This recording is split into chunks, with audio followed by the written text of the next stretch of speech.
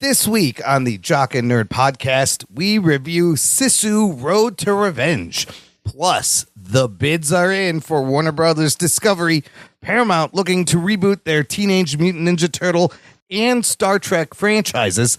Disney gives the stars of Frozen a record-breaking payday, the most valuable comic ever, just sold at auction, and more. All in this edition of the Jock and Nerd Weekly for Monday, November 24th, 2025. This is Norm MacDonald, and you're listening to the, hang on, I got it here. It says, the Jock and Nerd Podcast, known for their series of gay erotica found on Amazon, No? That's not that? Oh. Well, I fucked that up, I guess. Check one. All right, this is for all you fans out there. Let's give it up. We talk it, we nerd it. We funny, disturb it. We talk it, we nerd it. We spoiler alert. Oh yeah! Hello, listener. What is up? Thank you for pressing play, and welcome to the Jock and Nerd Podcast, where we give you comic book and superhero TV and movie news, reviews, and whatever we choose. Jock and Nerd. My name is Imran. My name's Anthony. He's the Jock. He's the nerd. And joining us is a fella who's just trying to move his house. His house, though, is made out of discarded Amazon boxes. So it's a little bit of a hassle. They call him Pitsu, but we call him Rug Boy. What's up, Rugs? I have a weak bladder, and I like to drink. Give me a break. Yes. Look, just leave his cardboard boxes in the alley. Leave him alone. That's where he lives. That's how I imagine where you live. But I live in a little bit better place in than that. Amazon boxes next to the dumpster. I've been in boxes before. Little boxes? All kinds of boxes. Listen, this joke will make sense once we talk about the movie. I realize nobody's probably seen this movie. No one's seen this movie. Everybody's clearly, because Wicked for Good came out. Everybody went to see that. Nobody saw fucking Sisu. Yeah. It was a big weekend. We'll get to all that. Can't wait to talk about Sisu. But first, let's warm up with some bullshit. Here we go. The Jock and Nerd Podcast. Well, this Warner Brothers thing's getting crazy. Here's an update. Warner Brothers set a deadline for bids. It was last Thursday, November 20th. Non-binding bids were to be submitted. They got bids from Paramount, Comcast, Netflix. I sent in our bid of $50. I also added, I'll take my shirt off if you pick our bid. I know people love that. We've been waiting for that for years. Listen, if we get it, we could get it. If they want that WB, they want to sell Warner Brothers Discovery to us for $50. I'm firing James Gunn. And right away? Is that what would be the first thing? Let's say they accept I will assume the head of DC. Wow. Oh, you would take his place and be like, yes, get the fuck out of here. We're starting to put his money where his mouth is. It's time for me to put my girlfriends in movies. That's right. I'm going to put all my family in the movies. Then you could make it everything just like the comics. Yeah. Yes. I could do that. But it'll be maybe I will. Maybe I won't. Puppet version of the DC universe. Yeah, maybe I'll insert puppets into everything. I'll self-insert myself. So Warner Brothers has said they're going to look at these bids. Just clip that. Clip what he just said. I'll self-insert myself. Yeah, I'll make Frank Grillo Superman. I'll do it all. Oh, my God. Listen, Zaslav, take our $50 bid. And trust me, you're going to want to see what happens. You're going to want to see this man self-insert himself. He will insert it. It's like he'll I'll stick my head up my slag hole. Yeah, he's going to shove. That's what I was going to say. He's going to shove his head up his slag hole, making an infinite loop that never ends. And the creative energy. What is that, like the snake? Like the Ouroboros? Yes, it's like the Ouroboros, the snake eating the tail. It's the Ouroboros you never wanted to see. It's like a version of the Mobius strip, but just with Rug Boy twisted with his head up his ass. That'll be the new symbol for Warner Brothers. Yeah. You know what? I can make this in. That'll be the new logo. I could generate this in AI right now. It's a perfect symbol for Warner Brothers. No, Warner Brothers has said they want to make a decision by Christmas, whether to sell and who to sell, or to split the company in April next year. So, non-binding bids have been submitted. there were some rumors that the Saudis were also getting involved. And I don't know how much of this is real, but the thing I saw is that the Saudis were helping David Ellison of Paramount increase his bid to possibly $71 billion. And of course, if we've been following the story, Warner Brothers has turned down 3 bids from them. I may be waiting for them to go $30 a share, but $71 billion. And then Netflix and Comcast, they don't want the streaming channels. They just want the Warner Brothers and the IP. Netflix even going so far as to saying, we will keep your movies in the theater if we end up, with the purchase, which I think they're just saying shit to get it because they don't like putting things in the theater. It's against their business. So I still think, I don't know where Warner Brothers' head is at. I still think like Paramount, they want all of it. It's probably the best deal. I think Netflix will have the hardest time. And then there's a couple of crazy rumors. There was a story today that Trump wants Ellison and Paramount because he wants more Rush Hour movies. Really? He's like, I like the Rush Hour movies. And then here's the craziest fucking rumor from the deep in the trenches of Zack Snyder fans is that the Saudis were stepping in because they like the Zack Snyder universe. If they win it with Ellison, they will reinstate the Snyder universe, bring everyone back. Henry Cavill, Gal Gadot, Ezra Miller, Momoa, and then get rid of Gunn. And I was like, there's no fucking way in hell that's ever going to happen. That wouldn't be the reason the Saudis would. Yeah, that seems odd. Great. They were saying they're buddies with Snyder. But I think that's just wishful thinking on Snyder fans. They are buddies with Snyder, but I don't think that's. So I don't know, Anthony Business Mind. What does Warner Brothers do? Are they just like, somebody was talking about this, like a date, like courting a woman, like Netflix is this pretty girl. And is she just feeling what her options are? Or is she ready to make a commitment right now? I don't know. This really all comes down to how much they think they can get for the cable channels on their own. The split. Yeah. Because if the cable channels on their own aren't really worth as much, you take what Paramount is doing. Paramount did the same thing when they did the UFC. UFC was trying to split up their pay-per-views and their non-pay-per-views. Oh. And Paramount just came in. They wanted to do Netflix with the pay-per-views and then something else with Paramount, the smaller shows, and then Paramount just came in like, over the top and said, "We'll take it all." Put it all. This is way more. Yeah. This is much bigger than the UFC. Yeah. But it's a similar thought in that the Paramount just seems to think, let's just gobble everything up. Yeah. Yeah, this is really all it is. It's how much can they get for the other cable channels. If they can't get enough, if the cable channels are worth anything, then they'll split them because you can make you would make more splitting it. I don't. But if they're not worth anything, then you take the deal that's in hand, which is the one with Paramount's off. The whole kit and caboodle. I really don't think anybody wants those cable channels.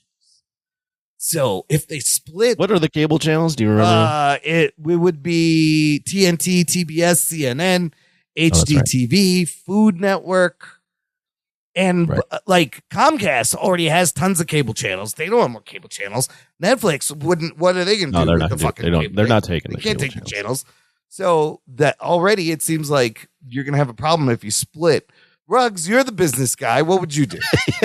Yeah, I have a lot of business. You called me the business guy, and then him the business guy. Who's the business guy? Who's the better business guy? If you were the business I'm not a guy. good that's business the Better guy. Business Bureau. They're not involved with this at all. I'm the monkey business guy. You're the monkey business guy. What would you do? I would get more monkeys. What's the question you're asking? What would be the best way to go about this? I think it's gonna get sold. Of course, it's gonna get sold. If I was Warner Brothers, I would split the company. That would be the first thing. Yeah, because you could get the IP and the channels. You could probably make more money if you sold it split up, because everybody wants the IP. The IP is what everybody like really wants. I mean, Netflix wants WB for its IP. Yeah. And so that's why they're ponying up the money. They don't care about the cable. So I think that if they separate it, that's probably the best way to go. I don't think they're going to do it. I just think that there's a lot of rigmarole to go around to get that to happen. So I think they're just going to want to take the money. So Paramount's been giving them like everything that they want pretty much. Yeah.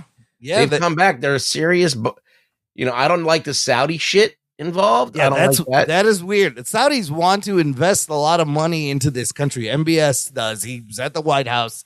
He's pledged like $1 trillion to start investing in shit here. I don't know why. They're already investing. It should be an American company. That's what I say. But But we could we could be looking at a world where Warner Brothers as a studio doesn't even exist, and like theater owners are scared if Netflix buys it.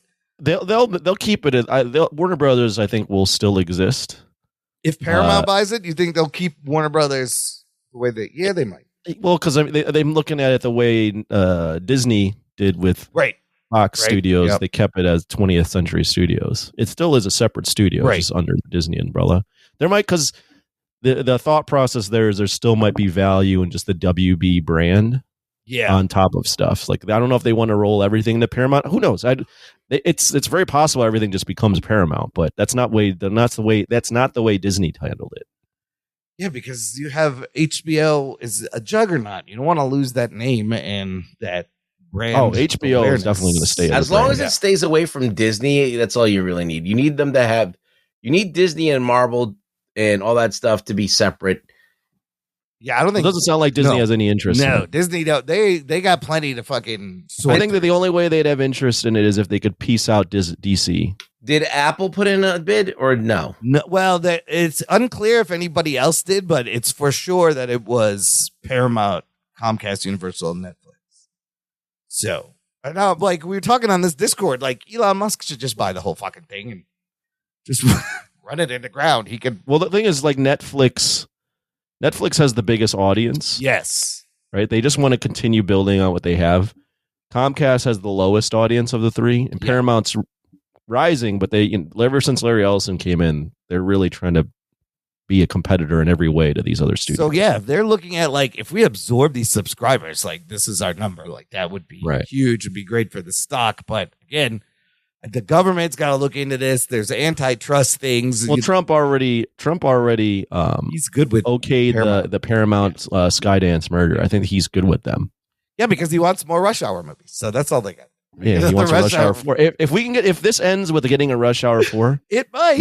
Imagine though, like CNN falls into the hands of a Trump. Well, yes, because acolyte, CNN and they already has CBS now with Paramount, and then he will have CNN. Like you can't have two fucking news organizations. That is a conflict. That's just too much. One of those, I think CNN would just shut down at that point. Half the things would shut down. A lot of people would be laid off. This could like change the landscape. Like this is as big, I think, as Disney buying Fox, if not bigger for what, the especially if the TV gets involved. Yeah. Yeah, it's going to be crazy. But like, are the Saudis really in this? Like there's so many crazy stories, but they're going to give us an answer before Christmas, what they're going to do. So at least they've set some deadlines and some things. I still don't know what's going to happen. Is there a deadline before the end of the world where this fucking alien ship lands or whatever? Oh, the A13B, what that long ass thing? When's that coming? Is that coming soon? It's not too long. Not soon enough. Yeah, not soon enough. AI3. Did you? This is complete side tangent. Yeah. One of the crazier things I saw this weekend. I got to ask you guys, and it's got to be on the show. Yeah. When Zoran Mandami and Trump were together doing a press conference. It was wild. That was never going to be ever on anyone's bingo card until that happened. Yo, those two. And then when Trump goes, oh, it's okay. Yeah, you can call me a fascist. It's fine. Whatever. This is what my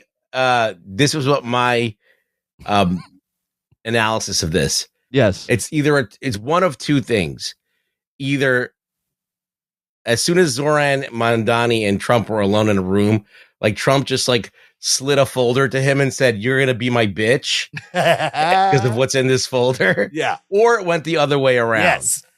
So I think Mamdani just knows you just got to butter him up, give him some compliments, and the guy is cool. These two said the most horrible shit about each other when he was running for mayor. And then Trump goes, "Oh yeah, I would be fine with living under him with New York." We actually agree on a lot of things. And then I see him on TV. They're all like, "Oh no, this is great." Yeah, but you can call me a fascist. It's fine. Like, call me a fascist. So that just makes me think it's all fucking phony bullshit. and it's just for the fucking cameras. But I was like, well, Bill wow. Maher has been saying this for already like 6 months now. Yeah. Like he went to dinner with Trump. He Yeah. talked to him. Yeah. And he was just like, no, he's not a fucking dumbass. He actually knows what the fuck he's talking about. It's just like It's a work, man. He's a troll. He like he does this shit because he feels like he does feel unfairly treated by the press, and so he's got to bug up his ass about it. And he, I don't know, but like I don't know if that's true. I mean, that's just one guy's perception, but I think that more than likely, I think that there was some kind of a deal worked out about some kind of he's got something on somebody's got something on somebody. It was wild to see them together so suddenly. That was one of the wildest things I saw this weekend. More wild than this potential industry shaking thing. This is also I digress. Yes. But can I just say something about the coverage from that? Yeah.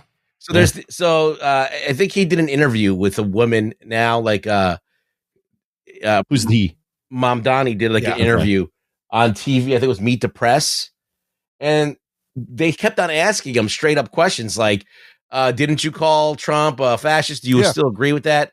And he kept on just kind of skirting away from answering it directly. Mm-hmm. And so I went into the comments, and all the people are attacking this woman for interviewing this guy, asking the questions. They're like, for not answering the question, they're like grilling her. These are all Mamdani supporters going, "Oh, why can't you leave him alone?" And I'm like, are you kidding me? If it was like a Republican not answering the questions, it would be like fucking all hell's breaking loose. So I just find it funny when you could see the political bias when I'm reacting to interviews. Like, it's crazy. Yeah. Yeah. That Leave was him alone. He wild. shouldn't have to answer your question. That's a hard job, man. And it's wild. I never thought I would see like a brown Muslim mayor of New York City. It's kind of fucking wild. You got Imran always runs Holy it back. shit. To that That's great. Like, come on. I never thought I'd see a Muslim anything, In right? my like life. a Yes. doctor, an astronaut, Oh, no, you see them there. an eternal. An eternal. Fucking Kumail. Yeah, I think if they make a movie about Mamdani, you just get Kumail to play him. There, we're done. No, but it's wild. There's a Muslim guy, the mayor of New York City, that's fucking should be celebrated. I think that's crazy. Good for him. Anyways, now hopefully he can do one bench press of 135 pounds. oh yeah, he did it. He wasn't. Yeah, he wasn't able to do a bench press. But Wow. Don't do Thank you feats. for bringing that one back, Anthony. I almost forgot about that. as long as he stays I away. don't know if we talked about that on the No, it air or not, but wasn't. the man couldn't do 135 pound Yeah, bench it was press. like a photo op, and he couldn't do a bench press. Could you spot me with 5 people? As long as the man stays away from feats of strength, he should be fine. Do you think Trump could do that? Not at his age now, but I'm positive he probably could have done one back in the day. You think so? Back in the day, maybe in his prime.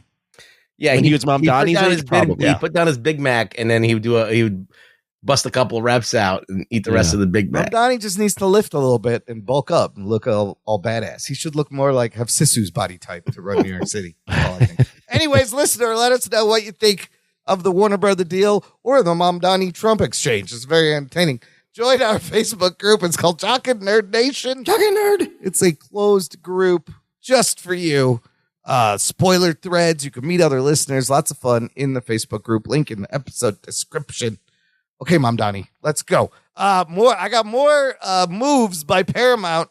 Speaking of David Ellison and Paramount, they've made some decisions on one of their IPs, which is the Teenage Mutant Ninja Turtles. And some of these decisions I'm kind of sad about. We were supposed to be getting an R-rated live action The Last Ronin adaptation for the big screen. Would have been great. It was going to be directed by nobody, director Ilya Naishuller. That has been scrapped, unfortunately. Floppy Jock. There was also a cartoon called Tales of the Teenage Mutant Ninja Turtles that was spun off of a Mutant Mayhem animated movie. That's ending. The sequel to Mutant Mayhem is coming out still 2027, and what they're going to do is get the producer from the Fast and the Furious franchise, Neil H. Moritz, has gotten the job of restarting the TMNT franchise for Paramount. And essentially, their problem was they don't want their first thing to be an R-rated, bloody thing for adults when you're dealing with this 40-year-old franchise that kids love. They want to turn it into what the Sonic the Hedgehog movies are doing, which is family-friendly, making a lot of money. So they want to Sonicify the TMNT franchise with the last live-action one, I think, was like in the 2010s. And those all kind of bombed, right? Out of the sewers or out of the shadows, whatever the fuck. The first one did all right. The second one. The first one wasn't bad. Also, I kind of liked it. I did watch Out of the Shadows. I don't remember it. But Anthony, what do you think? Is this a smart move to? They could do the Last Ronin R-rated thing later, but David Elson again wants to come in, work on his franchises, and wants to reimagine this as a family-friendly Sonic type franchise, live action. I mean, I don't want to see that, but yeah, I don't want to see that. Yeah, I don't want to see that. I also think they bringing in the guy that did Fast and the Furious, and those movies we got in the late 2000s, early 2010s. I forget what those range was. Those were Michael Bay. I mean, that's basically the same thing. Yeah, those are Michael Bay produced. Yeah, because he did right. He did. So, yeah, I mean. I don't know. I personally don't like that direction. They might, make the turtles more turtle looking and smaller, not as big as they were, right. Gigantic. They were hulking. That's right. But I mean, as a fan, I don't know that I already have the animated stuff, which is clever, but also marketed to a younger audience. I don't know that I need to see the live action stuff. The only way that this could win me over is if we had practical suits. Yes, that's what I was going to say. Ruggs, what if they put them back in the suits? They're not going to. It's going to be CGI. They're not going to. So whatever. No, they're going to do the whole thing with like the Mario movies and shit like that. No, but it's going to be live action. Like, why can't they make it look like it's CGI, but it looks like suit work? Like a blend. That would be interesting. I mean, like, with what we have now, the technology, you can really do anything. You can Predator it. Yeah, you can Predator it. Oh yeah, But yeah, I'm interested to see how they did it with the Out of the Shadows and all that shit. They just made them gigantic and gave them nostrils and stuff. Yeah, they gave to make them look noses. too human. No, they don't need noses. They need to be kind of like, they need to be more like the original movie that came out in the 90s. Yeah. Yeah, that would be interesting. And I like Mutant Mayhem. That was a great movie. I'll take a sequel to that. But that's its own thing. Do you put any stars in this to voice these guys? Or do you go unknown? Sebastian Maniscalco is going to be God. Yeah. You know how smelly it is in the sewer. Used to be. People come over. Company. Is that your I mean, wasn't the what's the guy that you guys all Feldman. love? No. The one in the early 2000s. Was it Alan Richardson? Wasn't he one of the turtles? Yeah. Oh, yeah. Voices? Yeah. Did he voice it or he was just I think he was Michelangelo. He was Michelangelo. No, he was Raphael, sorry. In the live action ones, right? Yes. I don't know if you get somebody you put in there and use their voice or you just dub over the voice. I don't think the voice. I think it makes a difference. I don't think it makes a difference. Yeah. I don't think it makes a difference. I don't think it makes that big of a difference. Well, we're not getting The Last Ronin. This is why I'm disappointed, because I've started reading that book and it's very cool. They can still make it, but I get why you want to start with something family friendly, I guess. Well, like, if you go back to the original Mirage comics, the first few volumes are about, Shredder, the origins, New York. Yeah. They battle for New York. Yeah. Then they hide out from the Foot Clan and then Casey Jones. And then they go into space, like right in the fourth installment. They go out and there's the alien Triceratons, that there's a whole adventure with. I forgot about that. Yeah, and then they haven't done anything like that. They haven't done like Triceratons at all. But see, that's like it could be a space adventure with the. But I like the gritty, grounded, street level shit. You ever But see the Ninja Turtles meet Batman? no, I still haven't seen that. That was that came out last year, I think. Yeah, it's pretty cool. It's It's a lot, good? well, it's very ninja-y. Well, the thing about the Turtles is that it's they're a long way away from what they really were with their origin. Like the normal for the Turtles for most people is the family friendly Turtles. Right. The pizza eating, cowabunga. It's the 4 quadrant version of the Turtle. But the cartoon that came out, it wasn't directly like the comics, but it had a lot of the quirkiness. It had a Kang or Krang or whatever. Oh, his name is. right, yeah. And it had alien interdimensional stuff. It had the Rat King. It had all these fucking crazy larger than life But things. didn't they invent Rocksteady and Bebop just for the show? And then- Yeah, I mean, all that stuff is from they developed for the show, but eventually Archie Comics did. So the first run was a Mirage run, right. That's the initial, and then Archie Comics took it over and they put in all the stuff for the TV show, and they rebooted it. So I mean, I think the franchise still has life in it. Clearly, they've been around for 40 years, and toys still sell, and people seem to like every kind of incarnation. That you really went out on a limb on that one. The franchise still has some stuff got in it. some They life literally to made it. a movie a couple weeks, some years ago that did well. But the fact that they're still around, and every so often it pops back up, and My point there, not on the comment on what I just said prior to that, was while I would like to see a darker version, there's not really.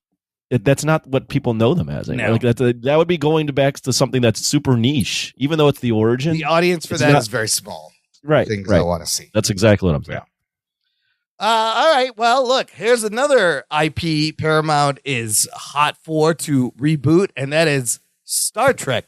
They are going to reboot the whole Star Trek franchise. They have Jonathan Goldstein, John Francis Daly to direct. These guys gave us, they wrote that for Spider-Man Homecoming, I believe, Dungeons and Dragons. And they're going to write, produce, and direct new original Star Trek movie for Paramount.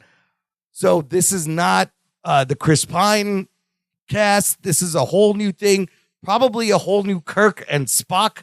I don't know. Ruggs, is Star Trek still viable IP? Is there still a spot for it if you reboot it again? it depends on how they do it. I think if you stick to the original, where it's Spock and Kirk kind of going at each other, and him being impetuous and Spock being logical, and it's a dance between those two philosophies of how to lead. Yeah, that could be an interesting show. All right, but what J.J. Abrams did, he just made it into like a space adventure, right? Action adventure, which is fine, but you lose that. The Spock Kirk thing is what is essential to that. Like their friendship and that crew and all that stuff really, really matters. So if they could really create a good character driven show with these characters, I'll be down for it. And I like Star Trek. I just can't follow. It's just never ending. Right.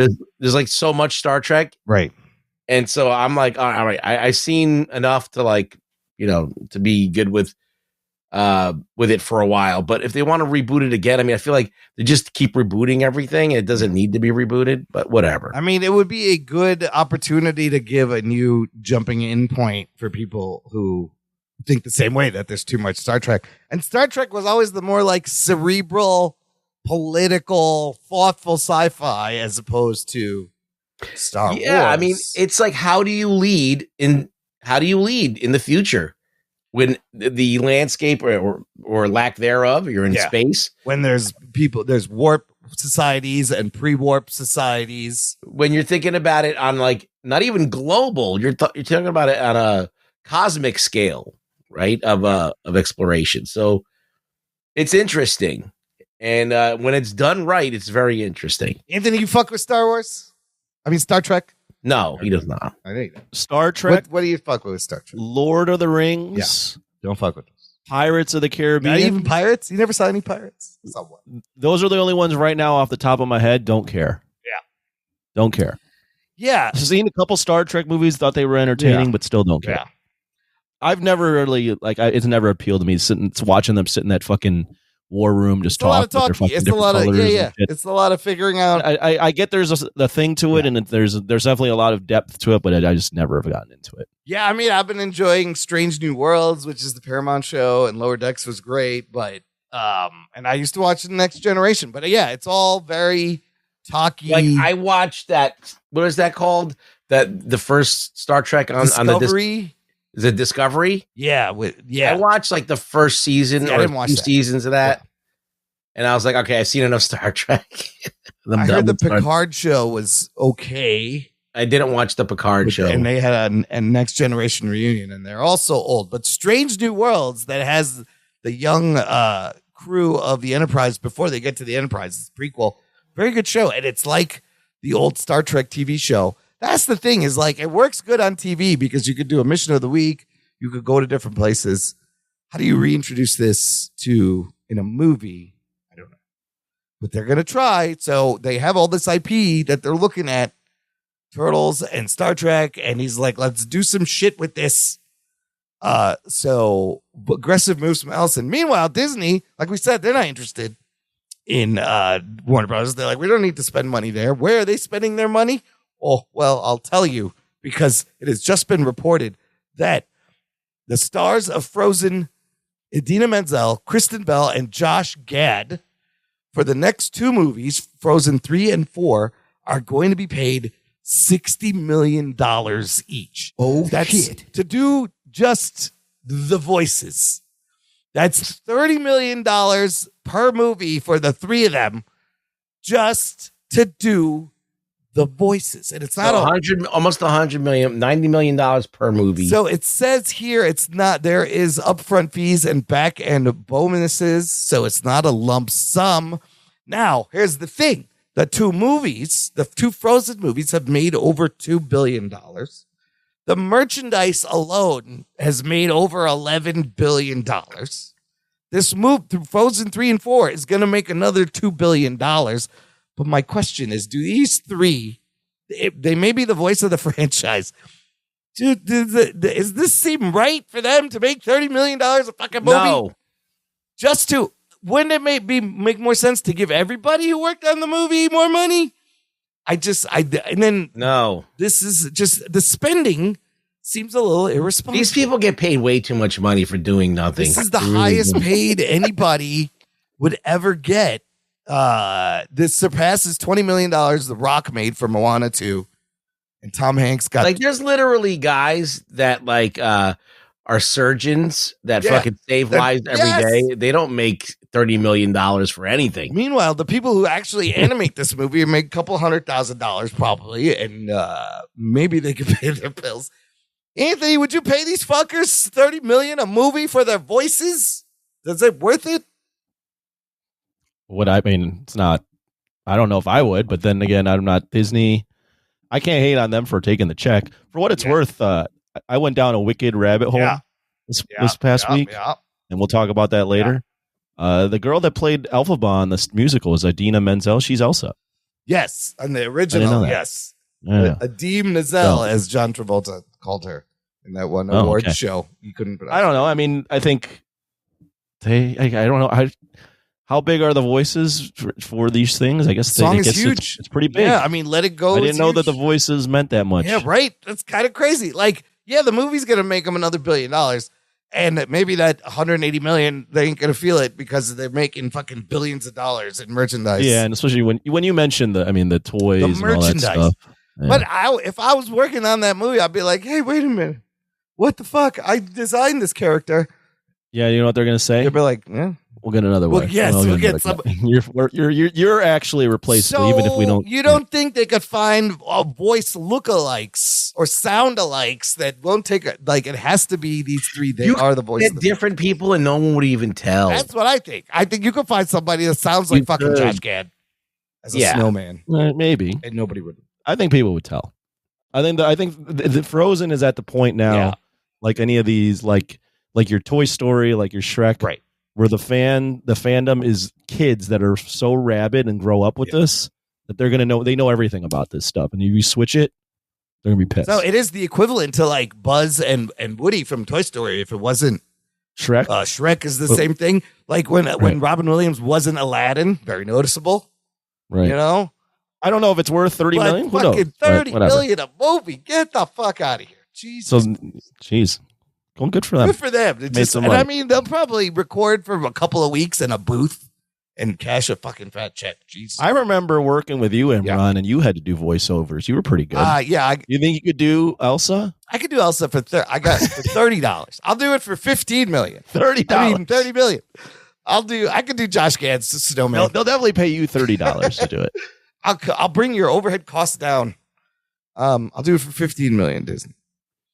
15. Okay. All right. That's a deal. Speaking of money, last story here also has to do with money. The most valuable comic book ever just sold at auction last week. And it's pretty exciting, pretty fun story behind it. Here's how the story goes. These two brothers who are in their 50s now, they grew up in San Francisco. And growing up, their mother would tell them she has a treasure trove of a comic collection in the attic somewhere. She would tell them they kind of took her seriously. I guess in the family, it became a running joke that mom's got these valuable comics in the attic, whatever. Well, the mom passes away in 2020. They don't clean the attic. It's 5 years later. They just clean it this year. And turns out she was right. And they find a box of really valuable DC first print comics.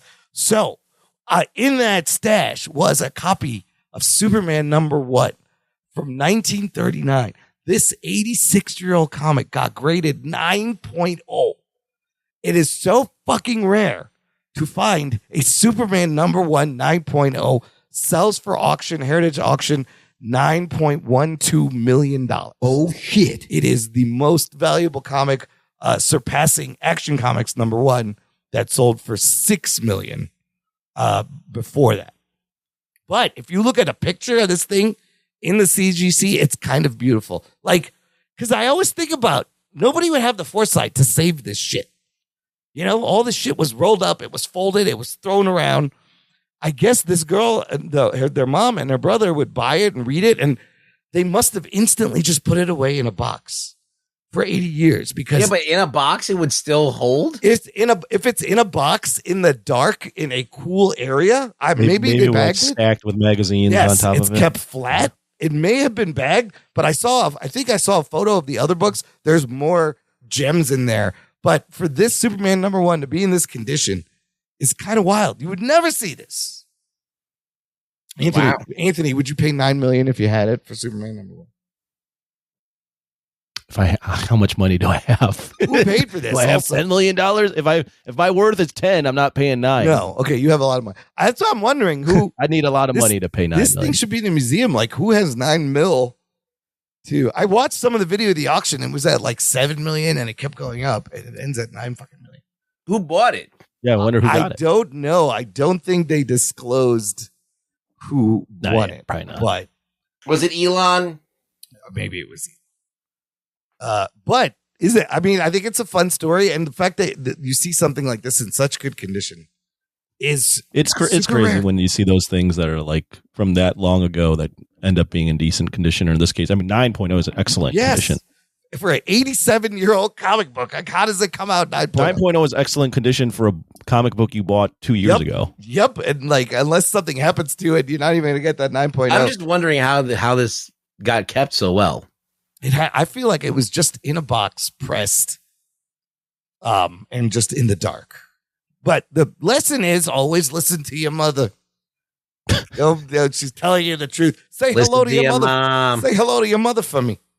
But thank you, Marky Mark, for that's advice that'll make me a millionaire one day. Yes, listen to your mom. She's got valuable comics in the attic. It's just a beautiful looking book, so it's cool to see that. Put it in a museum. Anyways, let's take a break here, fellas. We're gonna play some promos. Okay. Come back and talk about this badass. His name's not Sisu. He is a Sisu. Sisu 2 Road to Revenge review right after this. After these messages, we'll be right back. Who knows what evil lurks in the hearts of men? Turn your dial to find the frequency of the past. Captain Midnight. Where the classic stories of mysteries, sci-fi, thrillers, and suspense are found waiting to be heard once again. Another case for Nick Carter, Master Detective. You'll find a variety of those stories here, in their original form, where each episode takes you to another place or time. The Man of Bronze, Doc Savage. But only when you find the mystery frequency. Available everywhere. The Shadow knows. Attention podcast listeners and YouTube watchers. I'm Logan, the host of Mostly Superheroes, a weekly pursuit for the world's best stories with an emphasis on live-action superhero stuff. Every week, join me, PC Mike, The Giggler, Scotty Scoop, and Carrie as we talk MCU, DCU, books, TV, movies, and more. MostlySuperheroes.com is where you want to be. Watch us on YouTube, listen where you get your podcast, and we'll see you Sunday on Patreon. Enjoy the rest of the show. Jock and Nerd. Listener, if you enjoy the show, this is a great time to join our Patreon fan club. Visit jockandnerd.com/Patreon. Jock and Nerd. And you can give back to all this fun bullshit you get for free by supporting us on a monthly or annual basis. And you get stuff like for as little as $3 a month, you will get access to an exclusive podcast feed where the shows come out a little bit early. There's instant reactions to movies we're going to review right out of the theater, bonus movie reviews, bonus content. You can join us for our virtual monthly hangouts on Discord. We just had one last week. The next one, we're skipping December. So the next one will be in January of 2026, January 22nd. Just to give it a little breathing room around the holidays. Sign up. You can join us then and other fun stuff on the Patreon. Click the link. Visit it today. Okay, fellas, let's get to this week's movie review. We will be discussing Sisu, Road to Revenge. Here's your spoiler alerts. Strap yourselves in, you fucks. Spoiler time. Sisu, written and directed by Jalmari Helander. It is the sequel to Sisu. The first one came out 2022 and was kind of slept on. I slept on it. We slept on it. We didn't review it. Caught up with it later. And it's a great movie. We can talk about it. But the sequel premiered originally at Fantastic Fest this past September. The first Sisu on Rotten Tomatoes got a 94% tomato meter, 88% audience popcorn meter. Sisu Road to Revenge, 96% tomato meter, 89% popcorn meter. All the numbers went up. On Metacritic, it is holding a 76. What about Letterboxd, Anthony? People watch this. People got the 3.3. 3.3. Okay. And the original Sisu was, I believe, a 3.2. So around the same. Oh, around the same. Yep, all right. 3.2. That's all right. The budget for these movies are very small. This movie was made for $12 million. And we'll get to the opening weekend here because a bunch of crazy shit happened. But just for reference, the first Sisu was made for about $7 million. That one opened to $3 million and only made $14 million worldwide. Like, these aren't huge, obviously. Huge money-making movies. Sisu 2, how did it do? Well, unfortunately, it came out same weekend as Wicked for Good, which had a $150 million domestic opening. Oh, shit. $226 million global debut for Wicked for Good on a $165 million budget. This opened higher than last year's Wicked. It's the biggest Broadway adaptation opening ever. Second highest of the year, behind only a Minecraft movie. And the best opening for everyone in the movie. Ariana Grande, Cynthia Erivo, John M. Chu, director. It was huge. The theater parking lot was packed when I got there, and they weren't going to see Sisu. I'll tell you that fucking much. Nobody in the theater. All right, so where did Sisu open? It had to open number 2, right? No. Now You See Me, Now You Don't opens at number 2 in its second week. Number 3, Predator Badlands, in its third week. Predator Badlands, $160 million global so far on a $105 budget. Not bad. The Running Man, number 4, in its second week, that's only at $48 million global on a $110 million budget. Rental Family at 5, new movie with Brendan Fraser. And then Sisu, number 6, $2.6 million opening. So it opened less than the first one. But you had Wicked for Good. Doesn't matter. This is not about the box office with the Sisu. I'll tell you that much. The movie stars as your lead, Tommy Corpy. This guy's name is Jorma Tomilla.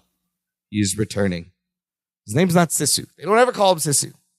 Get into that. I was waiting for someone to call Sisu. The only other person you're going to know in this movie is Stephen Lang, playing the first of 2 bad guy roles at the end of this year. You'll see him as Quaritch in Avatar. Anthony, what happens in this R-rated 1 hour, 29-minute runtime? Did you hear that, Hollywood? This movie is not even 90 minutes. It's an hour 29. Oh, it's lovely. What happened? Anyways, Sisu, what happens? Well, in this version, I believe it's like the 1940s, 1944. Correct. And Finland has lost some territory to Soviet Russia. They were at war for a little bit. And in that territory is Tommy Corpy's old house where his family was slaughtered by some Russians. So he goes back to that territory to recollect the house so he can rebuild it in Finnish territory. But because he is on USSR Soviet land, the man that killed his entire family has been taken out of jail to kill him and end this. Kill Sisu, or not Sisu, you got me confused. Just call kill Sisu. Atami. Yeah. Because ever since that happened, Atami's been killing Soviets. So they want to get rid of this man, and Atami has to leave this part of Soviet Russia with his family's house. Just moving his lumber. Just need to move my lumber. Well, a bunch of Russians are trying to kill him. And the Russians have another nickname for him. They call him the Immortal. The Baba Yaga. No, wait. The Baba Yaga. Yes. Similar to Baba Yaga. They call him Immortal, and he's a legend. Before we get to the movie, baseline on the first, everybody saw the first movie. Quick thoughts on Sisu what? Anthony. Yeah, I saw the first movie while we were in the midst of our big action binge. I saw Sisu the first. Never saw it in the theater. I rented it.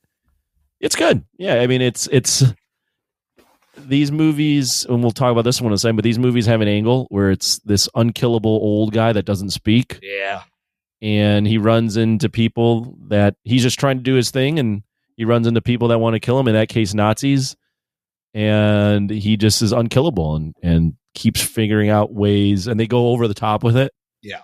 And that's their angle. And I thought, I liked it. I mean, I didn't think it was this amazing movie, but I also thought it was just a very solid action movie that came out of nowhere and was very entertaining. Yeah, it was similar to discovering like John Wick for the first time, or a Tarantino movie when I saw the first one. I really liked it, and I was like, this has all the elements of things I love, and the man has quite a handle on putting an action movie together. Simple premise, little dialogue, action set piece after action set piece. I really enjoyed the first one. There's some shit in there I'd never seen that was very impressive in terms of moves. I mean, my favorite part of the first one has to be when he's hiding underwater and they send guys after him, and he just slits their throat and inhales the air from their lungs to stay underwater. I was like, oh, this is a motherfucking badass. That's so fucking badass. I've never seen anybody do that. Ruggs, what do you think about the first one? What was that? He had to get his gold? The first one has also a simple premise. Gold miner finds gold, just trying to make it to the bank to cash out said gold. In the way, Nazis. So it's like a leprechaun story. Yeah. But except no what's her leprechaun Lucky Charms. Anyway.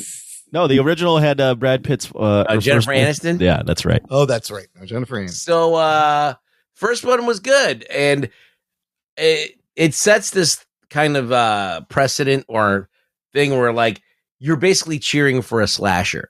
Yeah. Like the guy, the Sisu, the Immortal, he's for all intents and purposes, he's Jason Voorhees. And he just mows his way through people, and he doesn't speak, he's silent. And that's kind of a fun thing. He's usually covered in crap, and his eyes are like the only thing that you can see clearly. And he's got these bugging out eyes all the time. Yeah, it's distinct. I enjoyed the first one, And yeah, I think it's a good, tight little, low budget film that packs more punch and punches above its weight class a lot of the time. It's interesting in that way. Yeah. So Anthony, opening thoughts on this one. It does have some of the same beats, kind of the same rhythm, but does it is there bigger stakes for you? What'd you think when it was? Yeah, well, they add the more personal thing, right? So they add that this person that's hunting him, played by Stephen Lang, who's doing a Russian accent, has killed his family. So they add that personal stake to this. So it's not just gold in this first one; it's him actually having a connection to what these people and who he's fighting. These movies have like a little bit of a ceiling on them, right? They're hour, 20, 30-minute movies. Yep. They're going with they're doing the gimmick where this guy doesn't talk, and they're leaning way into, it's like, so these action movies, you can lean into like the fight choreography, or you can lean into the stunts, or you can lean into just a normal man. This one, they lean into, in these series, they lean into this guy's being unkillable, and they just lean heavy into like the ridiculousness of it, like almost Fast and Furious type shit. And I really enjoyed this. The reason I can tell you I really enjoyed this is there were at least 4 times throughout the movie where he was in a situation and he found his way out of it, or found a way to do something. Yeah. Where I I literally, in the theater of 6 people, I was laughing. It's like, oh my God, that's hilarious.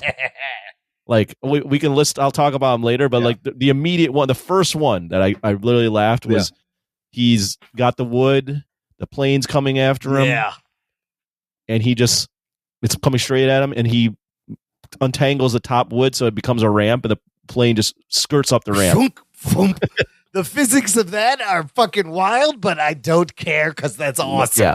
So yeah, this movie you have to know what you're getting into. You're getting into a bloody, over the top action movie where the lead doesn't talk.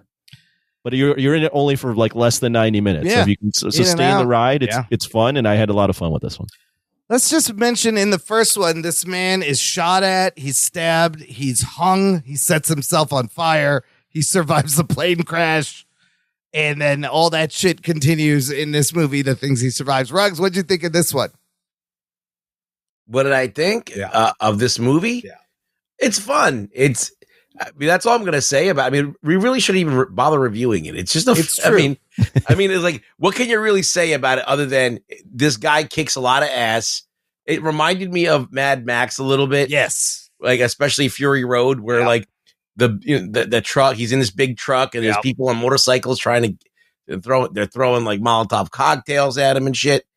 So it's got a little bit of that vibe. It's like Fury Road, but at like 30 miles an hour. Yeah, it's a slow-moving chase movie in a really heavy truck with heavy cargo. A movie with, 6 chapters that's only 90 minutes? Yes, there was a lot of chapters, but I love that. I get those are just for a goof. Like they didn't need to put I love when shit is told in chapters. Let me tell you, I fucking loved it. I love this franchise so much. I said that. You said it, and I say it. Like, but this dude is a bad motherfucker. Jorma Tomilla is like 66, but he's a fucking badass.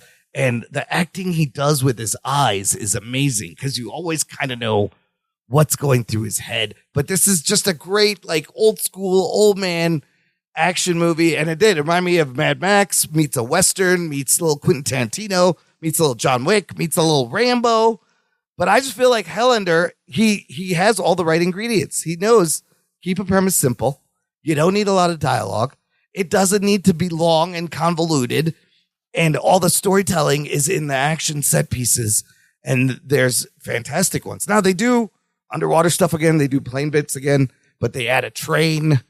And so I just felt like the action was a little bit more over the top, a little bit bigger. And is it contrived? Is it convenient? Yes, but it's done right, and it doesn't bother me. Like, I don't care. Like, so like the tank flipping, like that would never fucking perfectly land over the gate. That was hilarious. That was hilarious. But you're like, whatever. This fucking Sisu. This guy's a bad motherfucker. I'm gonna tell you the scene.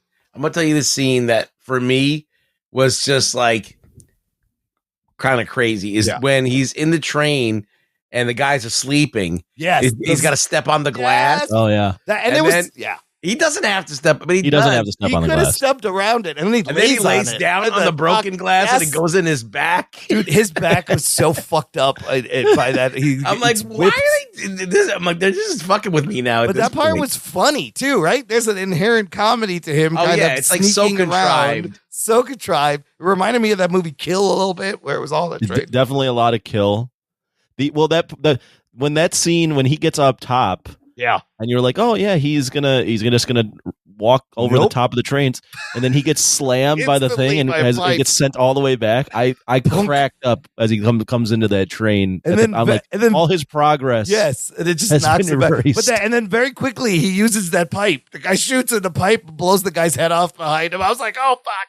But there are times in this movie where I was uncomfortable to watch, where I was going, oh, fuck. Like the crunches and the bone breaking, him hiding that knife in his flesh. I was like, my God. That was fucking insane. No, what are you doing? Fucking Sisu. What a fucking badass. Yeah, just if you watch this movie, there's going to be all kinds of insane shit going on. But it's not done so it's over the top. I mean, it is over the top, but it's not like I literally forgot about him hiding the fucking knife in his leg. Yeah. Same. How did I forget that until you brought it up? There's a lot of things. Maybe they pack it too much with stuff. I don't know. The dog is great also. It was with him in the whole first movie somehow. Well, they add an extra layer to it, right? Yeah. Where it's like he's got the dog, so you don't want the dog to die. Yeah. But now he has all the wood from the house. Yes. So you're like, oh, I don't want the wood to get on fire. Oh, I need the wood. He needs to get all the wood from the water. How's he gonna get the wood back? So the wood, how's he gonna get the wood with the tank? He straps it to the tank. This wood gets shot at, it gets torched, and then he very cleverly drives through the forest to put the fire out. It gets submerged, and then he builds a raft with the fucking wood. And he's like, oh, there's a tank. Let me put the wood on a tank. There's no way this old man could do all this stuff. And even on the train, the wood was still there. It would take him like a day and a half to load that shit on top of the tank with bare hands. First of all, when he took apart his house with his bare hands, I was like, get the fuck out of here. This is crazy already. Like, this would take forever. And then trying to get the thing back on. But just the set pieces are fucking great. With the Russians in the beginning, and then Motor Mayhem, which is very Mad Max inspired with the motorcycles. I thought that was great action scene. My favorite of the over the top ones is when Stephen Lang's character gets the train and ejects it. Or undoes the train, so he's on it, and then he lights the rocket, and he fires through. But not only does he use the rocket to power himself back to the train, it launches him so fast through all the train flies cars, through the car, knocks him and he down. just flies through and tackles Stephen Lang. Yeah, he lands on Stephen Lang. Listen, they needed a big ending here, and this gets the most Fast and Furious with this fucking missile. We're like, I've never seen anything like that. I know. I was like, what the fuck? That scene, I just went. Has anyone ever thought of doing that? Yo, I was rooting. It is like some Bugs Bunny shit. It's very really Looney Tunes, right? In a good way. Yeah. It's very like that was like the Coyote would pull that shit to get the Roadrunner. Right. Is what would happen. But for some reason, it gets a pass for being goofy because I'm rooting for this motherfucker. The whole movie, I'm like, get these motherfuckers, Sisu. They fucking killed your family. And at the end, and he's just covered in blood. It's his camouflage. He's got 2 guns. Just blowing everyone away. It's fucking fantastic. It's so good. He gets shot in the mouth and spit out a bullet at one point. Well, I was like, what the fuck? How did you not know you were shot in the face? He's unkillable. And I love in every one of these movies when the bad guy sees him and they're like, oh, we have a problem. Like when the guy looks in the train and Sisu has literally flipped upside down and just by sheer force pulled the thing out of the seat. Like the guy looks at it and goes, that's not good. Could one of my criticisms of the movie is 2 things. One, couldn't we get just a Russian guy to play Stephen Lang's character? I thought he did pretty good though. I was like, he felt pretty evil and intimidating, and he was kind of having fun. I just felt like why aren't these men speaking Russian? Yeah. Why Why are they speaking English? They need at a Russian name. They need accents more than- somebody who's in the movie that's people could recognize. Maybe I don't know. There's two actors. There was two American actors in the movie. Richard two Russian Brake guys. was the other one who played the KGB agent, but I would have preferred like a Russian, like an actual. I would have preferred they actually lean into someone being Russian, or at least speak Russian.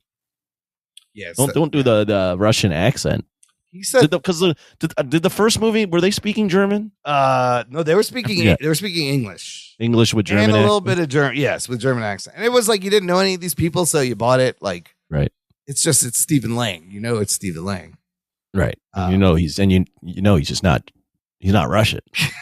I thought he did okay. I was like, all right, Stephen Lang. He's not even Eastern European. No, yeah, you could have got a Russian guy. A lot of heads popping off, which is always great. Oh, the head popping off when he wraps the chain around his head. In the Motor Mayhem section, and it cranks him up. But even how he like took care of the bike with the bike flips up and explodes behind him, and a lot of body parts flying. It's fucking fantastic. I love it in the first movie where he throws the mine at the dude. It's also really funny. When there's the smoke, and remember that when he tells him to go follow him. The mine. Oh, no, I already forgot what happened. The first movie's great. Do you guys prefer? Because obviously Wick is on its own, so I don't even think you compare it to that. The comparison to make here is: do you go the nobody route where you have this like Bob Odenkirk, like meager looking old dude, and you go full comedy with like the talking and all that, or do you go the silent European dude that doesn't say anything that also kicks ass? Or you do Danny Trejo's Machete. What did he do? Did he speak? Yeah, he did. But that's why. Or do you go Equalizer? You just get the Denzel. We do it like we should do a Equalizer. tournament. Old guys. Old guy killing people. Yeah. That's why it reminds me of Wick, is because he doesn't say a lot, and it's just all. But the Wick leans into like this world building, and they lean into like more of the hand to hand. Yeah. Where these other movies, I guess Bob Odenkirk does a little bit of hand to hand, but these ones are like, no, we got an old guy and he can't actually do much, so we got to like lean into some other. I shit. mean, Stephen Lang beat the shit out of him in the train at the end. I mean, he was already whipped, and he got fucked up. And there's always, and it's the first movie too, there's scenes where he is just getting beat, and then at the last minute he figures out how to fucking take the bolt off the missile or drop what the do bomb. you prefer? Let's just do nobody versus this. Like, what do you prefer? I like the silent. I don't think you need words. Like, it's all in his eyes, and it's all in the action. It's all in the motion, and I love this. Just this badass. I liked Nobody 1 better than Sisu, but I think I like Sisu 2 better than Nobody 2. Oh, interesting. What about you, Ruggs? I think that's a fair assessment. I like Nobody, the first one. I think that snuck up on me, and it was memorable. Just because like it's more of a character piece, and so it's less action, more character, and you can really kind of get into the character of him. Sisu, you don't really, as he said, he's like a slasher. He just fucking fucks shit up. He just walks through and fucking does mayhem, and it's more like it's the Looney Tunes shit. It's like crazy. Contrived stuff that it's funny, but I think that they're both memorable in their own right. I don't know. I would probably, I don't know. I feel like that the nobodies are maybe they shouldn't do any more of them. Where you would take a Sisu 3 if it came out? Sure, maybe I would take a it Sisu 3 because they're short and sweet. You know. Yes. Yeah. I mean, that's what I love. It's not overcomplicated, and but I mean, I don't know. I love Bob Odenkirk as the guy. Yeah. As what's his name? But like, it's Hutch. Hutch, you can tell some good stories. They just need to tell the writing. It was a little convoluted. It doesn't need to be. Whereas Helander here shows you you got to get. That's why, and that's like a Mad Max thing. Like we just got to get from here to there, and shit happens. I mean, he takes down 2 planes with his truck. It's wild. I love that with the plane flying through the forest sideways, and then he just stops. The way they do this is, I mean, it's it's a fast moving, forward moving thing, but they create these situations where you're like, not even like, how is he going to get out of this? It's like this is impossible. Yeah. You have what ridiculous shit is going to happen that he gets into, like, figures this shit out. And then they find a way to make me laugh every time when he does figure a way out of it. Just the tank flipping I was like, okay, oh my God, come on. It was hilarious, but why did he do that even? Just to get over the gate, I guess. I don't know, but he must have known like that tank ain't working on the other side, because after that he gets caught. Yeah, he wanted to flip the tank over so he could get to the other side and then just keep going. So he gets caught, and they take him and his lumber onto the train. They take the wood, yeah. Well, of course. Grab the lumber. I mean, you're not going to see that's good lumber. It's good lumber. He could use it. That's true. I love when he takes goes into the water. Yes. And has enough time to build a raft from the lumber. And then they finally get in the water after he's built the raft, and they're like, "Oh, he's gone, and the cargo is gone." Well, there's that moment where he's swimming away, and you're like, "Fuck, there's your lumber, bro." I felt bad, and then he's like, "Hold on a second," and then he just goes back and cuts it free. So I was like, "Oh, that's smart." And the dog also survives. I don't know how the dog. Oh, it ran into Finland once after the tank, right? But then. And then, well, there's numerous times where he's fighting with the dudes in the car with the dog there. Yes, I'm like, what's the dog doing? The dog was like between his legs or next to him. Yeah, he pulls the fucking guy in and makes him load his gun, the clip, which is also great. But the whole when Dragunov confessed finally, because he has him dead to rights in the beginning in their first meeting. But he lets him go. He doesn't know. Yeah, apparently he doesn't know. He didn't know who he was. He killed everybody else and flattened and shot the tire. He could have ended it right there. But then Dragunov confesses. And I was like, bro, you just made the biggest mistake. You should not tell this guy. Even in the first one, every time they hesitate, they have Sisu several times. They could just shoot him, have him dead to rights.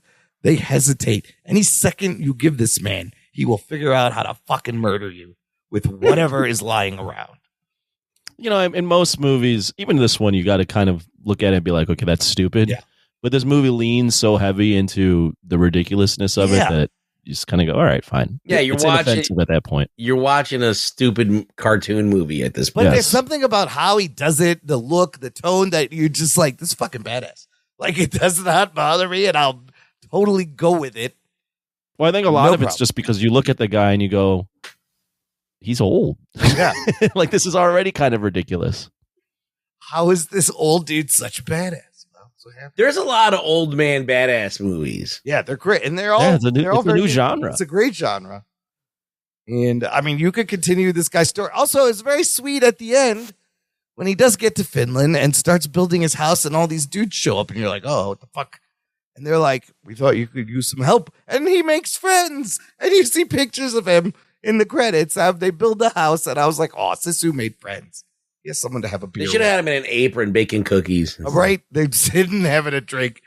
So, yeah, somehow he makes it all the way to Finland with his lumber all fucked up, covered in It's a happy ending.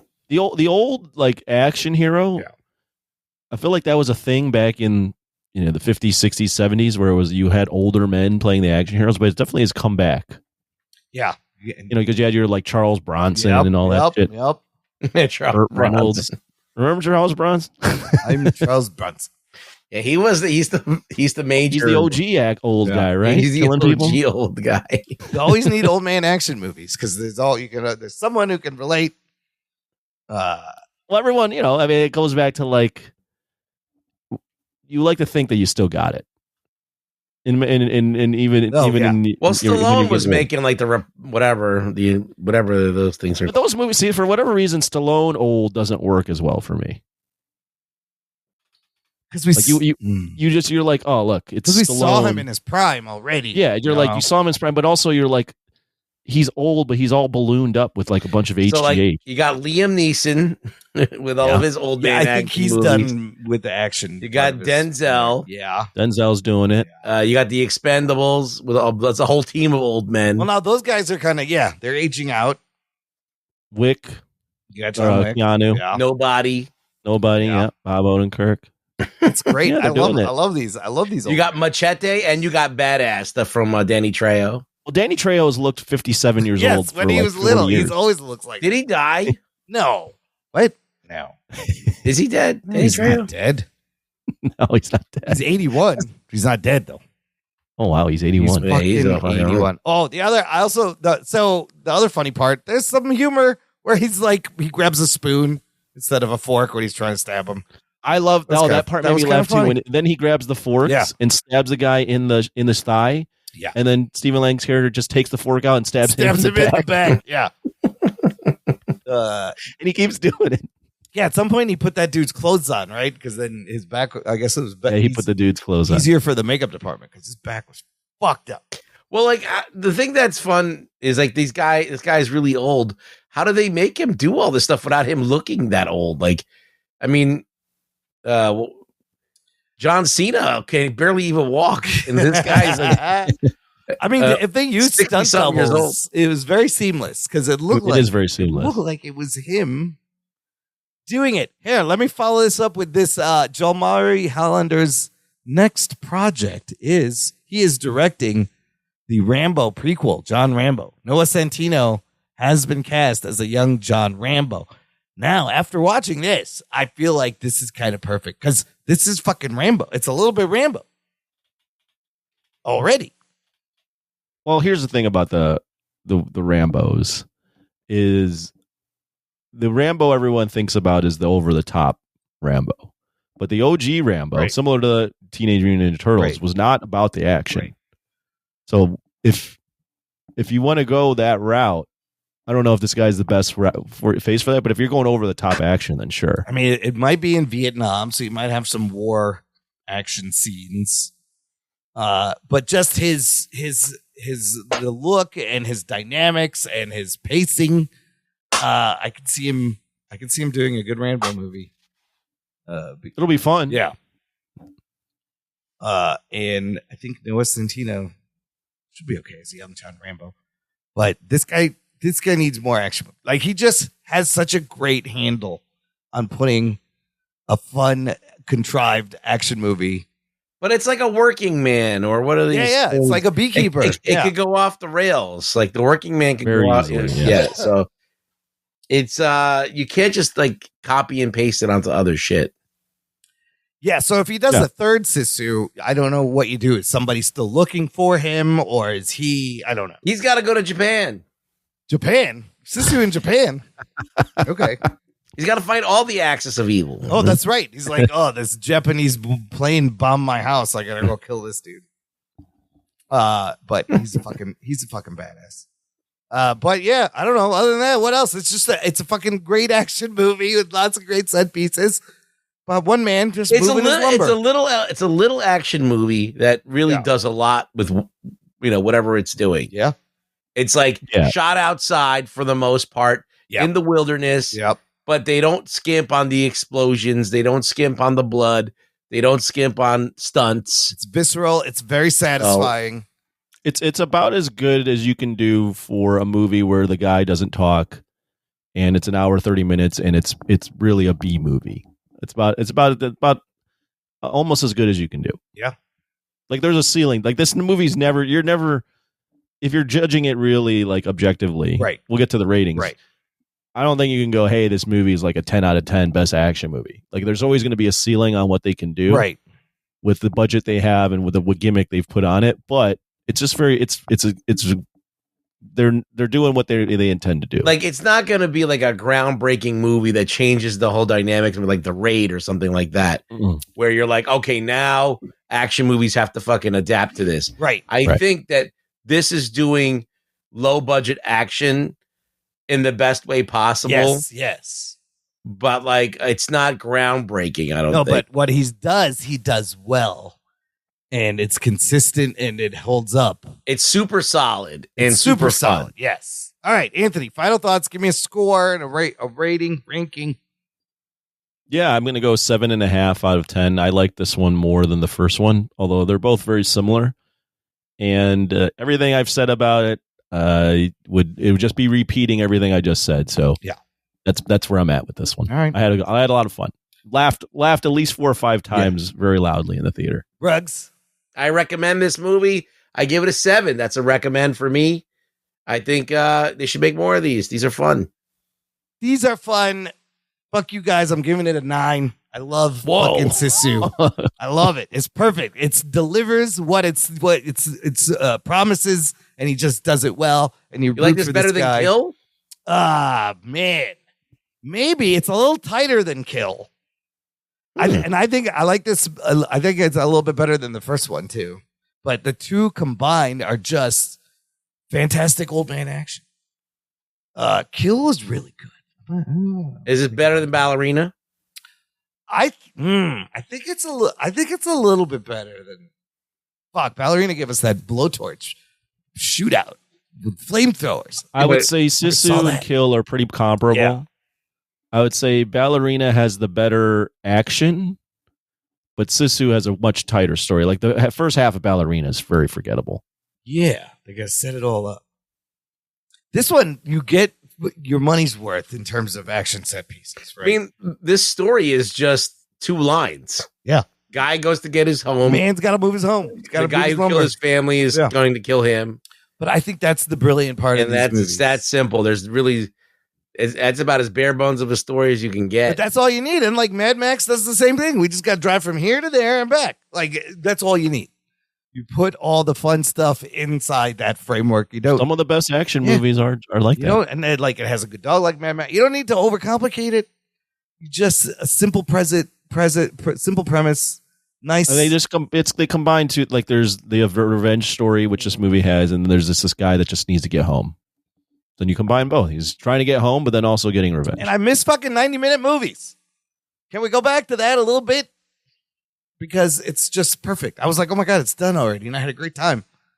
And I got home, got back. It was just great. 90 minutes in and out. All right, let's find out what one person thought about this movie from News for the Nation. It's time for news from the nation. It's time for news from the nation.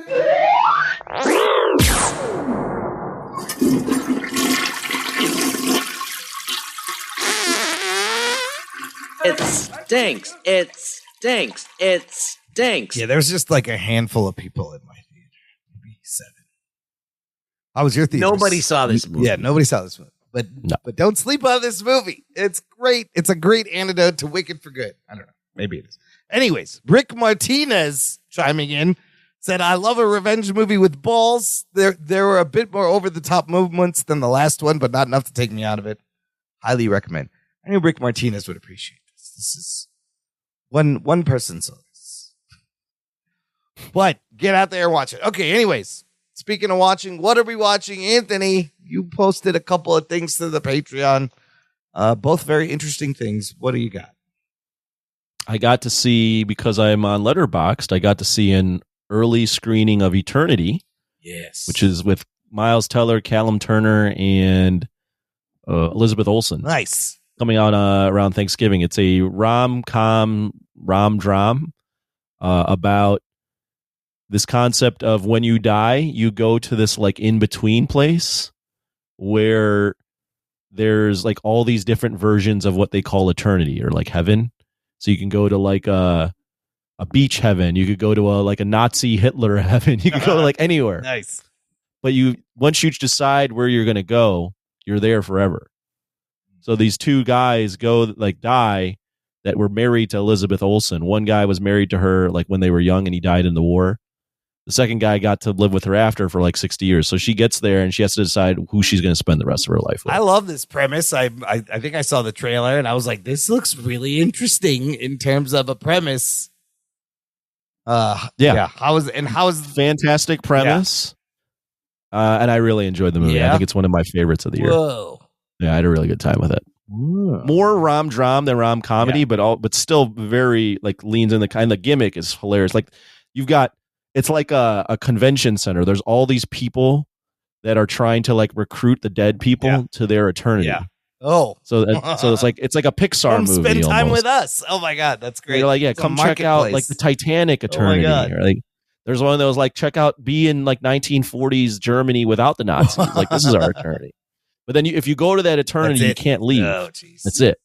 And then she has to figure out like who she wants to spend the rest of her eternity with. Either the guy that she married too young, but she couldn't ever have a life with, or the guy that she spent the rest of her life with. That's crazy because you never think you're going to run into those two people and have to make a decision. Right. It was a pretty good movie. I really enjoyed it. So when they go there, they just show up as like their young selves, like they're in their prime. That's part of the fun of this. So when you die, you show up to this like in between place in your eternity during the best year of your life. Okay. So these guys showed up as like younger versions of themselves, but then you see like you show up in the clothes you died in. So you see these like 10-year-old boys in suits, and they're like, "Oh, that was my most fun year of my life." So it just puts you in a certain year, but you don't know. But you have all the memories of your entire life. Oh my god! And then you get stuck with like a person that like shows you around. So that everyone has like an assistant, that like teaches them what's going on and all this shit. I mean, it's refreshing to see like a fantasy rom-com come out. They don't really see these movies come in. It's very like 80s. Yeah, 80s, 90s in terms almost of like a Splash gimmick or something. Right. No. It reminded me of like a Pixar movie, or it reminded me of like 50 First Dates, where you had this gimmick and it's a rom-com type thing. Oh, fun. Well, it was very good. I had a really good time with it. I thought it was really good. All right, that's good. All right. And then, then where we go? Because I'm still Anthony Polanski, I'm trying to watch all the movies that I think will be nominated for Oscars or at least Best Picture. Yeah. And I know Wicked for Good was coming out. That's going to get a lot of potential buzz. Yeah. And I said, I got to watch the first Wicked or else I'm not going to know what's going on. Oh, God. Okay. I watched both Wicked and Wicked for Good within 48 hours. Oh, my Lord. Oh, shit. And? I like Wicked. I thought He's a wicked guy. were really Rox, fun. he's a wicked guy now. It happened. It's like the fact that he turns his nose up at Lord of the Rings, which is undoubtedly probably the best trilogy ever made, but he would sit through 4 hours plus it's like of five. Wicked. It's almost 5 hours. Yeah, it's like 5 hours. At least of 5 Wicked. hours of Wicked, if not more. With joy. I don't know. Okay, no, listen. Tell me. But I've never seen the Wicked play. Okay, So like me with all the little tie-ins to Wizard of Oz, I was like, oh, this is cute. Okay. This is clever. Okay. The singing got me. I was like, oh, this is good. Well, I mean, to their credit, they're singing on set, like live. It's pretty impressive. I did read that. But I thought Wicked for Good was even better than the first Wicked. And most people have the opposite opinion. I thought Wicked for Good was much better, more depth. I think it's because the end of the story. So I'm like, oh, at least there's some closure here. 69% on Rotten Tomatoes was the second one. Jeez. The second one also has, but like the fans really like it. Yeah. So the second one, 95. and I went to see it on a Thursday at 2:00. The theater was bumping. Yeah. But this thing is like huge. I had a great time. I think Ariana Grande is awesome. She's really skinny. She needs to eat something. It's that Ozempic, man. She looks like a. I don't think it's Ozempic. She's been like that for a while. Something is too skinny. Cynthia Erivo is really good. I was swept up in it. I'm like, this is fine. I walked out of that movie. I went, I walked out of Wicked for Good. I went, do I have this as like a 9 out of 10? Is this one of my favorite movies of the year? Oh my God. I do. I think Wicked for Good is one of my favorite movies of the year. Wow. I haven't seen it yet, but I haven't seen it. You guys aren't going to, Ron will probably like it. I don't think Ruggs, there's any chance he's I've seen the play. Yeah. Which is they do the whole play in the span of 2 hours and a half. Yeah. It covers the whole entire story. So these movies are all padded out. Yeah. Yeah. And I don't I hate this whole concept. And this is one of this book, I think, is what started this whole like, we're going to take the bad guy and make him the good guy and make everything they do misunderstood because there are no bad people, only the people that we want to flip everything. I fucking hate that. Misunderstood, Brooks. Yeah, I'm so tired of that. And so I hated it from the get-go the first time when it came out. And I went to the movies to see it. The second one, the first one, the new one. Yeah. And I was like, it was fine. It was good filmmaking. Yeah. All right. It was fine. I didn't hate it, but I was just like, I already knew what to expect because I saw the play. Well, the first one looks like a bad Marvel movie in terms of the set, in my opinion. This one, they improve upon it. So there's a lot more colors, darker blacks. Like it doesn't look like a screensaver. Oh.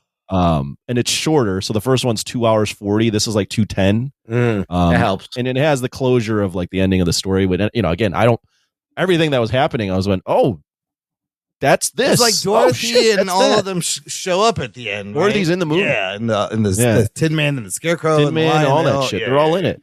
So I was surprised. I was like, there is no way I'm going to be happy with the 5 hours I've spent of my time watching this shit. And then I walked out of Wicked for Good and I went, that was fucking awesome. I like this shit. So here's the thing. I've never seen the play, but I've heard of this and I love musicals. And I finally did watch the first one and it's good. Like, it's good. The musicals I like, I will get obsessed with. This one, I didn't get obsessed with, but I was like, this is an old school Hollywood musical that they don't make anymore. The sets are super impressive. The colors, the production, the musical numbers, the songs are catchy. I was like, it's good. It was good. Like, it's well made. Two things. They're not done with Wicked. They're going to keep making they're going to make another one. But they're not. It's not part 3. But they're going to spin it off. They're already making Universal rides. Like, it's going to become even bigger. But the director John M. Chu, who did Crazy Rich Asians, he's currently doing Joseph and the Technicolor Dreamcoat. Oh shit! He's just going to do all the musicals now, isn't he? So the critics are pretty mixed on it, but the fans really like Wicked. Oh yeah, I mean the fans are sold on this. You know, if they're into the play, it doesn't matter. They just want to see the second half of the story. I met up 2 old coworkers that are both homosexual. They're openly homosexual, and they go, I'm going to see Wicked for Good, and I know I'm going to start crying. I already was crying during the first Wicked. I went, why were you crying during the first Wicked? It's not that sad of a story. They just go, us gays go crazy for this shit. I'm like, okay. I don't understand how this Elphaba is the same witch from Wizard of Oz. Well, no, it's just flipped. Yeah. Well, like in the actual story of Wizard of Oz, all the characters are people from Dorothy's life that she's dreaming. The whole thing's a hallucination. Like there's some bitch that wants to kill her dog. That's why she's the Wicked Witch of the West. Yeah, she got a hit on the head, and now she's hallucinating this whole world. Yeah, so now it's a reimagining of what. Yeah, that it's like was. an Elseworlds story. 100%. It's not tied. It's not actually written by the guy that did Wizard of Oz. No, it's like some fan bullshit. You know, it's like it's like a fanfic that got big, and it was a book, right? Yeah, and then it got turned into a play, and now it's a movie, and it just exploded. Once it became public domain, everybody came out of the woodwork with like their own fanfic. I mean, it's clever, and their fan bases they're crazy. So it's a clever idea, I guess, overall. But I'm just gonna wait for streaming. It's like Harry Potter. Everybody likes the magic and the witches and the shit. And it's like it's all been done before. It was called X-Men. Harry Potter. God damn it. Yeah, but I would like to point out Oz the Great and Powerful by Sam Raimi. Yes. Who tried to do this and failed miserably because there was no fucking songs in it, I don't think. So the songs are pretty solid too. There's some good songs. They added 2 more songs to this. They created 2 new songs for it. Oh, yeah, because the original musical has that one song and that's it. Defying Gravity. Yeah. And then For Good is a popular one, I guess, from the musical. But they added like a play on No Place Like Home. Oh, okay. Oh. And then Ariana Grande sings a song that's like about being in a bubble. Okay. And it's like very almost like her singing actually like about her life. So yeah, those might do well. Every time the song is played, I was like, this is nice. And you haven't seen K-Pop Demon Hunters yet. I know. I can't believe you. There's so many other musicals that are really good that every one of my friends goes, have you seen K-Pop Demon Hunters yet? I'm like, no. They're like, how do you have a podcast you haven't seen K-Pop Demon Hunters? We might look. We don't have anything next week. Watch fucking Wicked. You gotta watch. I'm watching Planes, Trains, and Automobiles this week. We should review that next.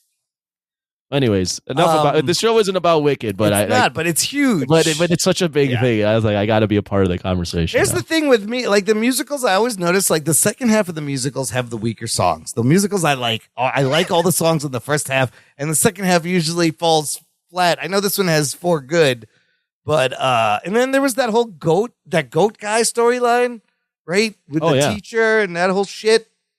No, that's still in this. Okay. The only thing, one of the things though, I will say is there's a lot more animals in this, and the CGI is just really rough. Oh, really? There's a shit ton of animals, and it's not good. But they kind of lean into this being all a kind of a like neon fantasy. Yeah, so it's a huge. You kind of get away with it. I mean, it's fucking huge. It'll probably make $1 billion. Someone's got to feed Ariana Grande. She is. Yeah. It's insane how skinny she is. Yeah, it's disturbing looking. It's a little. It's creepy. Very bad. It's very creepy. Yeah. I shouldn't be able to see your fucking individual ribcage bones. That's No. and everything. But she is also really good. Yeah. Like in the movie, she's like very pleasant to watch. But I was like, God, you're so skinny. She is really good, and like when she's on SNL, she's hilarious. She could do a lot of impersonations. Like she's pretty funny, very talented. And I was surprised actually in the first week at how good she was. I was like, oh shit, all right. I was one more thing, and then Rug. Sorry, I was surprised how funny the first week it was. That was the other thing that got me. Go ahead, Rugs. No, I was just gonna say Ariana Grande's been famous since she was like fucking like 9 years old. Right. Yeah. And so she's fucked She's been up. groomed. She's fucked up. So yeah. Which I was gonna say, I was going with she's been acting like her just because she was got in these roles. She's been acting it for a while too. But yeah, she was there for that whole like Nickelodeon crazy bullshit. Yeah, right. coming out of there. But she's making wicked money now. Yeah, getting attacked by fucking YouTubers and shit. Yeah, the stuff with her, the rib cage is like, oh my god, this is getting crazy. Was she attacked? Did the guy just like put his hand on her back? Know. Yeah, and he was like, and he posted that was fucked up. That guy's like jumped on a lot of people. Like that's his whole YouTube channel is him attacking celebrities. Apparently, like attacking, like beating them up, or just no. I think he's just trying to get to them to touch them, standing next to them. Yeah, he just wants to grab them. I don't know what he wants. Is he grab them? He just wants to grab them. All I know is Cynthia Riva had fucking beat him down or something. I don't know what. Yeah, I guess it's. Yeah, I mean, I just remember like when fucking people would throw themselves at the Beatles and shit, like tackle them, you know. Yeah, they had to run. Rugs, what'd you watch? Anything fun? Nothing. Nothing? Whoa. I watched Pluribus. That's what I watched. Oh, and let's talk about that. Everyone's talking about this show. We can kind of maybe talk about what it's about. Spoiler alert. What do you think? It's good. So the 4th episode came out, and the 5th episode's coming out on Wednesday, a day early because of Thanksgiving. Do you want to explain what the show is in a nutshell? Can we? I don't know. It's so hard to talk about. If you watch the first episode, it gives it away. Yeah. I mean, it's 4 episodes out. It's out there. I think we can. So basically what happens is imagine COVID, like it's an alien virus. Okay. And everyone, which makes everybody a hive mind. Yes. And so it takes over the entire world except for like 11 people. And the alien hive mind people are they're very nice. They're I guess pacifists, or they don't want to kill anybody. They can't kill and they can't lie. Yeah, they can't kill, they can't lie. They basically have to like do whatever they say, or like help the remaining alive people. And so these people are basically stuck. So the one guy decides to like just party and shit because the whole world is his, and all the people he could just tell the hive mind, I want to have like 30 girls, and they'll just do it. That guy's great. Yeah, he's just having and you know, other people just want to like pretend to go through the motions of, but all the people are all connected.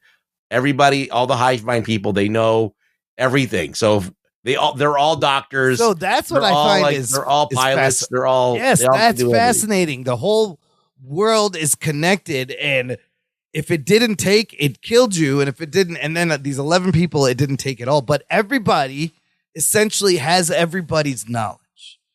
And then when you talk to one of them, you're talking to the whole planet. But everybody knows how to pilot a plane, do brain surgery, fix plumbing. Everybody, and they're all connected, but except for this one girl. She's one of these 11 who doesn't want to have anything to do with it, and she's refusing everything they're offering to give her, and they're annoyingly nice. Like it's almost aggravating how nice they are. And I'm like, Carol, just take the fucking shit they want to give you. You know, make it easy. Did they give away that what the deal with the aliens were? They're coming, or they're so the whole thing starts with scientists getting a message from 600 light years away, and it turns out it's like RNA sequence that they create, and then this sequence kind of comes alive and takes over everyone. So I don't know what the end game is, but she's trying to figure out if it can be reversed. It's just a fascinating, like very thoughtful sci-fi drama. Like they could literally just kill them, all these 11 people off. But they can't kill people.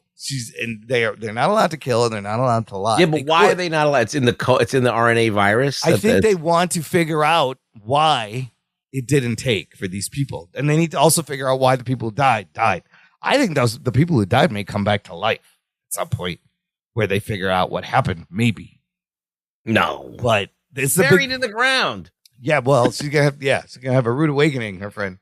But just like watching it and figuring it out with Carol, like the first episode's great because you're just like, what the fuck is going on? And it's a wild premise. What if you could download like your significant other? Yeah. What if you could download your significant other into the body and then like you cut them off from the hive and now that girl is now her it's now Helen and everyone else has to forget. Yeah. I just think it's fascinating concepts because if everyone did work together, we're a hive mind, there's less resources used and less, the planet. And I think they want to reduce the population. You could save the planet. I don't know. It's fascinating. But everybody at work is watching this. It's a fun, like, water cooler show because you're like, what the fuck is going on? No, it's good. I liked it. It's very easy to get into. Yeah. She's got a easy concept. She got to talk to that guy in Paraguay. It's simple. It's not overcomplicated. Yes. It's like, okay, there's places it can go. And they've got like a couple of things dangling. They have that guy who's in, where is he, Brazil? Yeah, or Paraguay or something. Paraguay. Yeah, the guy doesn't he's eating dog food. That's great. Yeah, he's not. She needs to talk to him. She needs to talk to him because he's the only one. Because the others she met, they kind of want to get joined up to be with their families, and they don't think it's a big deal. And she's like, "Are you fucking guys crazy?" Yeah, it's like it's not heavy sci-fi, but it just makes you think. Like, would I want this? Would I want to be joined up with the hive mind of the world? Because then everyone is happy. It's also the other thing they're stressing. Well, they're not human anymore. They don't have any desires, really. They just solve problems. They're just there. Yeah. And what is the end game of this? I don't know. But Vince Gilligan, he's a good storyteller. I love this idea.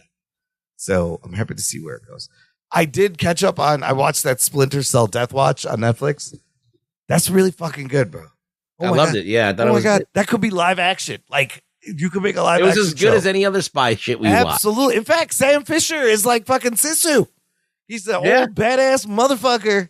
He is. He's totally like Sisu. Doesn't want anything to do with it. There's some fucking pretty grueling shit going on in that one. Yeah. And then there's another bit where she like unscrews the bolt while she's hanging and gets the guy, also kind of like in Sisu. But it was really good. The end was kind of crazy. I hope they give us another season. And they're only like 20-minute episodes. Yeah, I'm there for it.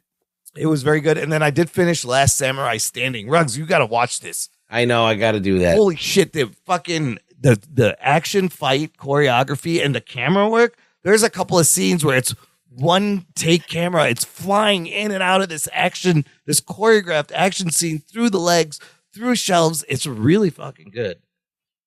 Also very satisfying, but it ends halfway through the story, so hopefully it's coming back for a second season. Oh, I'm still not done with it yet. I'm still watching Squid Games. Oh, the challenge? Yeah, I just got to the Chutes and Ladders. Oh, that's a fun one. It's not bad. I like the Squid Game challenge. And yeah, that's it. I checked. Yeah. Go ahead, keep going. Oh, I checked out this randomly this Ed Sheeran musical special on Netflix. It's called One Shot, and it's literally like it's one long take of him walking around New York City, getting on buses, going in the subway. He does his surprise proposal, surprise birthday, and it's all like one shot from his venue out into the city and back in an hour. It was pretty good. I was like, oh my God, that's a fun idea. And he's just walking down New York City playing songs. Yeah, it was like hanging out with Ed Sheeran for an hour. Fun. Can't believe you're watching this random shit. It was I just came on. I was like, what's this One Shot Ed Sheeran? And I just pressed play. But yeah, that's about it. All right. Well, next week for the listener, Stranger Things season 5 starts. We're not going to review it, but I know lots of people love the Stranger Things. Are you excited for this, Ruggs? Yes. They look so old, but I'm excited. Yes. Yes. But Anthony, if you're going to see Planes, Trains, and Automobiles, Oh, I'm seeing it. It would be a good time. Should we review that next week? It's a great Thanksgiving movie. Yeah, let's do it. I will gladly watch that again. And then we got to fit in K-pop Demon Hunters. You motherfucker. You're watching Wicked. I'll make you watch K-pop Demon Hunters. We're not doing both in the same week. No, not in the same week. That'll be the following week. We have a couple. Like, there really isn't a big movie. I want Anthony to fully transition while we do the show. No, then we'll do Jesus Christ Superstar, Hamilton, fucking He's Fiddler going to on the be Roof. a full musical lover. Already watched The Greatest Showman. I love that one. I actually like the Greatest Showman. It was really good. I know. It's really good.